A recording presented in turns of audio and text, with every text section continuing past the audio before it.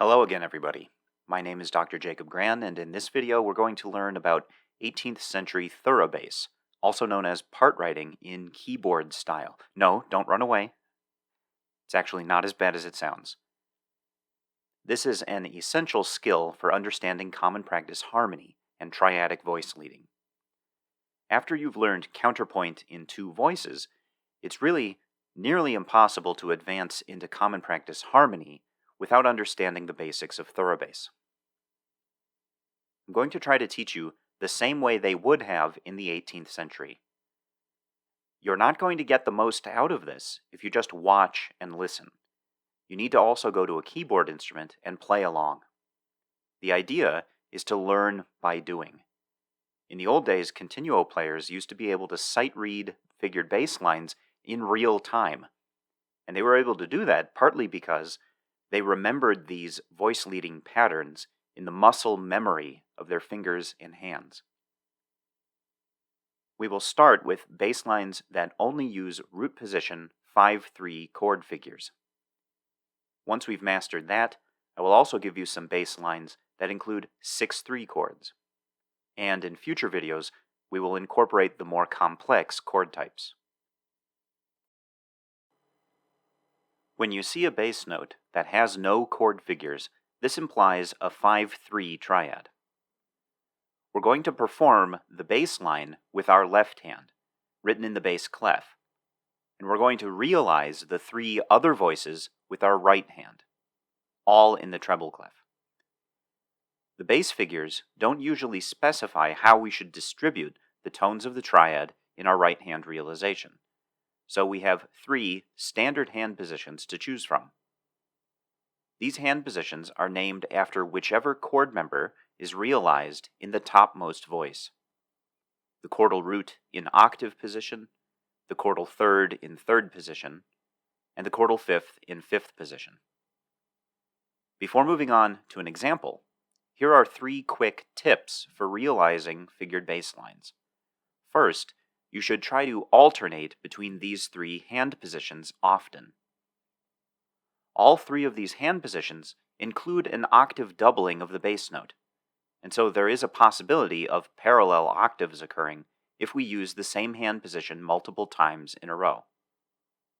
The 5th position chord includes a 5th between the outer voices in our right hand, so we definitely can't use 5th position twice in a row, or we will have parallel fifths. The easiest way to guarantee that we spread the fifths and octaves out between the voices is to alternate hand positions. Second, you should learn to be generous with contrary motion. By that I mean that you should move your right hand chords in contrary motion to the bass line even when it is not necessary. Building this up as a habit will decrease the likelihood of voice leading errors. Lastly, you should try for an economy of motion. We want our fingers to move as little as possible, and we want our brain to have to think as little as possible. The best way to do that is to move your hand position and fingers as little as possible between chords. This probably sounds like a lot to remember, so let's see how these ideas work with an example. Here is a bass line given by Albrechtsberger that he used to teach his students, including Beethoven. Because there are 3 different starting hand positions to choose from, that means that there are at least 3 different realizations of this bass line. Here is what one realization would look like if we chose to begin with the first chord in octave position. Notice the natural alternation between octave position chords and 5th position chords throughout the exercise.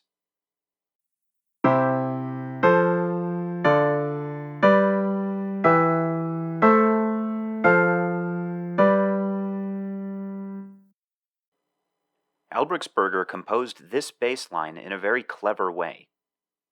He made sure to include different kinds of leaps in the bass voice, so that the student could gain experience with different voice-leading transitions in the right-hand chords. Anytime the bass leaps up or down by a 4th or by a 5th, the right-hand chords will always contain one common tone. And this common tone should be realized in the same voice in both chords, and should probably be performed by the same finger. If the bass moves by third or sixth, the chords will contain two common tones. And if the bass moves by second, or less commonly by a leap of a seventh, there will be no common tones between the adjacent chords. It is important to remember that whenever the bass moves by step, our right-hand chord must move in contrary motion to the bass, like we see here between the last two chords. Otherwise, we are bound to have parallel perfect intervals. This bass line could also have been realized with the initial C major chord in third position, or in fifth position, and the rest of the exercise would have turned out slightly differently. I'm not going to play these other realizations because they sound almost exactly like the first one. All of these continuo realizations are going to sound fairly boring, but in this case, boring is good. These continuo parts were supposed to just provide filler, not to be the center of attention. So you have to imagine some sort of melody part moving on top of these chord changes. Here is a bass line you can use to practice with by George Friedrich Handel, which he used to teach the daughters of King George II. Notice that this bass line also makes use of all sorts of leaps and different bass motions between adjacent chords. I'll give you one example of a realization starting in third position, and I'll leave the other realizations to you.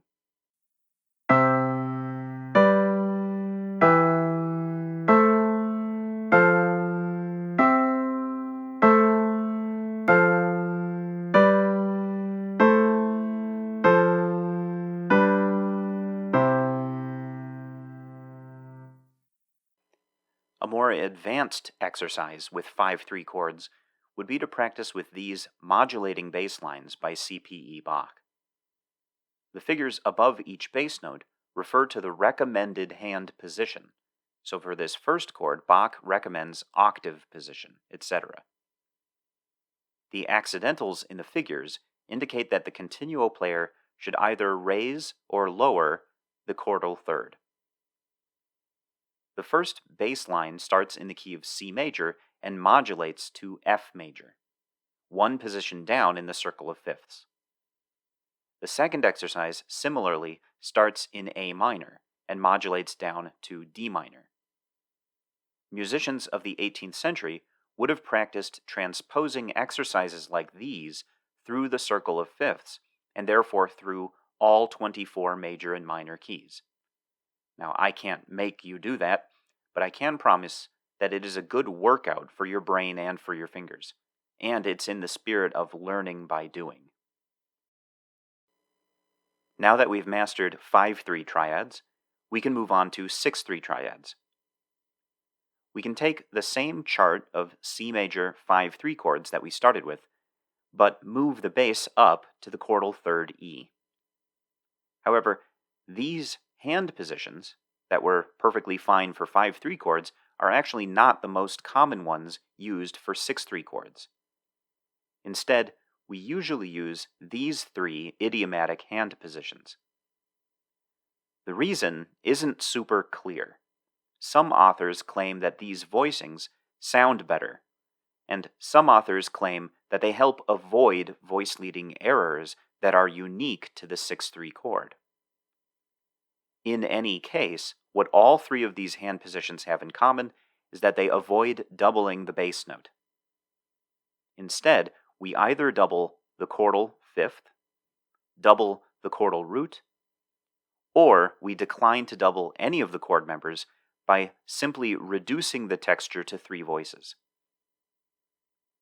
When we use the three-voice hand position, we usually voice the right hand notes as a fourth rather than a fifth, since fourths between upper parts are allowed to move in parallel motion, and so they have greater freedom. This is especially useful when you're asked to accompany bass lines that move in parallel 6/3 chords, sometimes known as faux bardon, which is very common.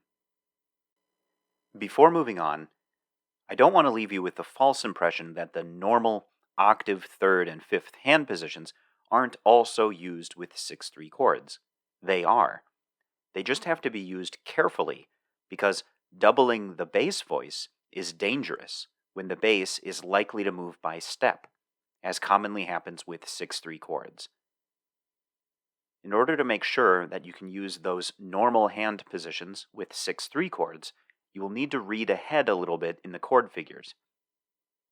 In this example, we can repeat the right hand octave position chord as common tones over the 6/3 chord, as long as we've checked ahead that we can form smooth contrary motion into the next G chord. Similarly, we can use hand positions that double the bass of the 6/3 chord if we look ahead and see that we can form overall contrary motion and that no errors arise. This is more difficult because it requires us to read 2 chords ahead of the chord that we're currently playing, which requires a lot of experience. Here is another bass line by Albrechtsberger that includes 6/3 chords. Notice that this bass line is based around a sequential pattern.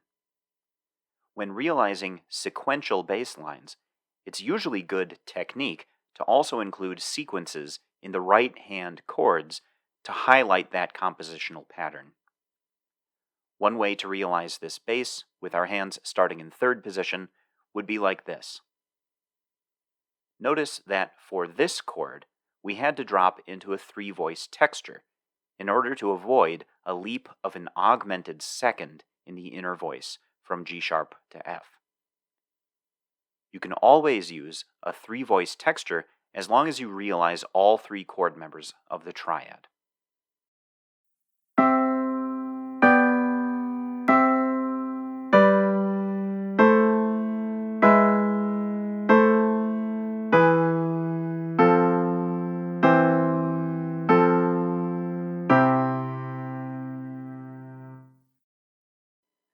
Finally, here are 2 more bass lines for practicing 6/3 chords.